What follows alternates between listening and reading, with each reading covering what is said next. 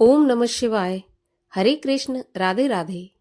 स्वागत है एक बार फिर से आपका आपके अपने चैनल द रिलीजियस लाइफ में। भोलेनाथ की कृपा आप पर और आपके परिवार पर हमेशा बनी रहे।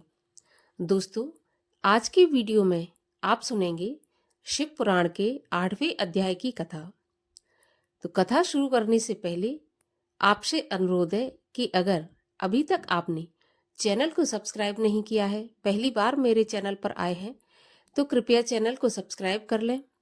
आज का वीडियो अच्छा लगे तो लाइक ज़रूर करें और आगे भी शेयर करें। तो चलिए अब हम सुनते हैं शिव पुराण के 8वें अध्याय की कथा।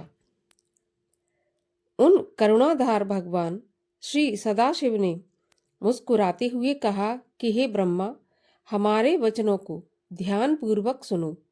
तुम लोगों ने मोह में फंसकर परस्पर युद्ध किया, परंतु हमने तुम्हें अपने भक्त बनाने के लिए तुमको जानबूझकर लड़ने नहीं दिया और अपनी ज्योति को प्रकट करके अपना परिचय दिया, परंतु हम लोग जान नहीं सके।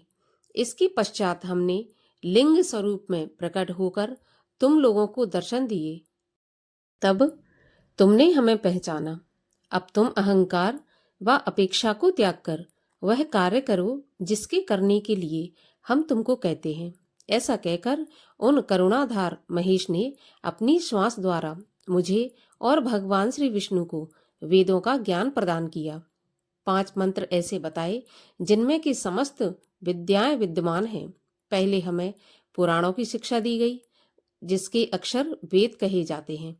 इसके बाद उन्होंने वेदों की माता गायत्री की व्याख्या की, जिसमें 24 अक्षर वेद कहे जाते हैं। इसके पश्चात उन्होंने महामृत्युंजय की शिक्षा दी।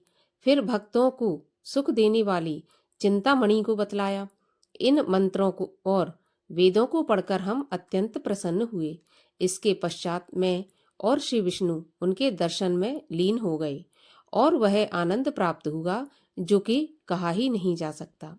जो सुख सर्दियों में धूप से और कामी पुरुष को स्त्री प्राप्त होने से होता है, वही सुख हमें भगवान श्री सदाशिव के दर्शन करने से हुआ। भगवान श्री सदाशिव बोले, हे श्रेष्ठ देवो, मैं तुम दोनों की भक्ति देखकर बहुत प्रसन्न हुआ। तुम ब्रह्मा, मैं तुम्हें सारी सृष्टि का स्वामी बनाता हूँ। तुम प्राणियों की सृष्टि करो, और हे विष्णु, तुम सृष्टि का पालन करो और वेदों को देखकर मुझे पहचानो और उचित रीति से अपने अपने कार्यों को करो। वेद को मेरा रूप तथा वाक्यों को मेरी आज्ञा मानो। भगवान श्री सदाशिव की बात सुनकर हम लोगों ने कहा, प्रभु, आप संसार में अवतार धारण करके हमारी सहायता करें, हमें पूजन इत्यादि की विधि बताएं।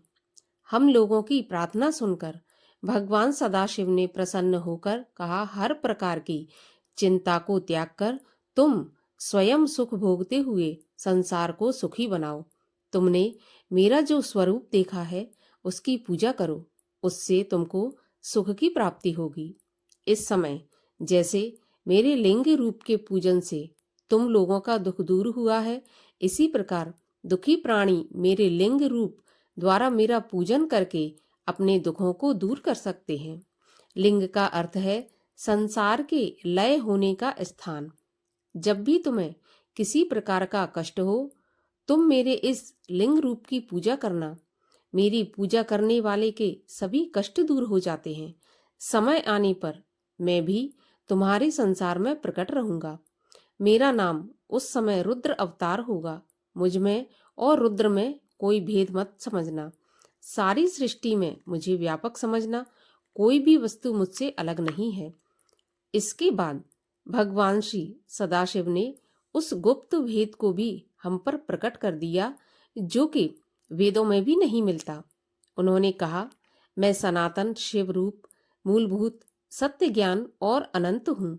इन तत्वों को जानकर सर्वदा मेरा ध्यान करना चाहिए और मेरे रुद्र रूप में तामसी गुण जानना चाहिए, क्योंकि वह वैकारिक है किंतु वास्तव में तामसी नहीं है।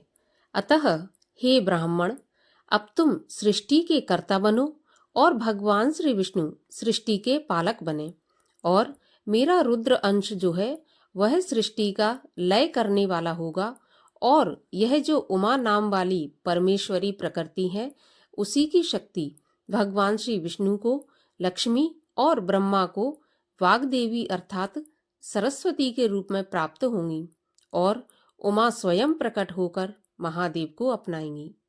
तीनों देव अपनी शक्तियों द्वारा मेरा पूजन करेंगे। मैं सबको चिंताओं से मुक्त कर दूंगा। अब तुम इन तीनों देवताओं के आयुर्बल को सुन लो। ब्रह्मा का दिन 4000 युग का होता है, और इसी क्रम को रात भी समझो। 30 दिन का एक महीना और 12 महीने का एक वर्ष।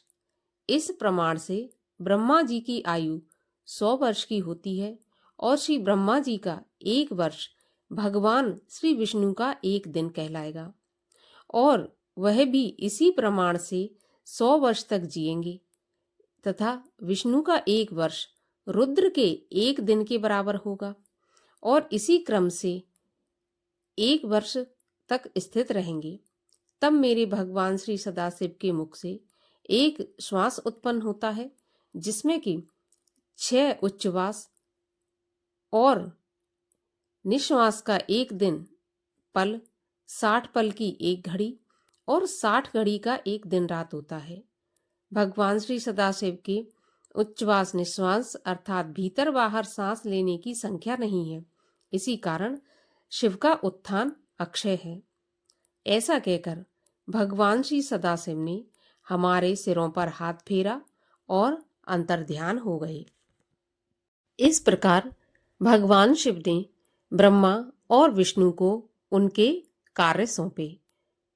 8वें अध्याय की कथा यहीं पर समाप्त होती है। कल सुनेंगे 9वें अध्याय की कथा। 9वें अध्याय की कथा सुनने के लिए चैनल को सब्सक्राइब अवश्य कर लें, और अगर आज की कथा अच्छी लगी हो तो एक लाइक तो जरूर कर दें, और कमेंट बॉक्स में हर हर महादेव लिखना बिल्कुल ना भूलें। तो चलिए अब हम मिलते हैं अगले वीडियो में। तब तक के लिए ओम नमः शिवाय।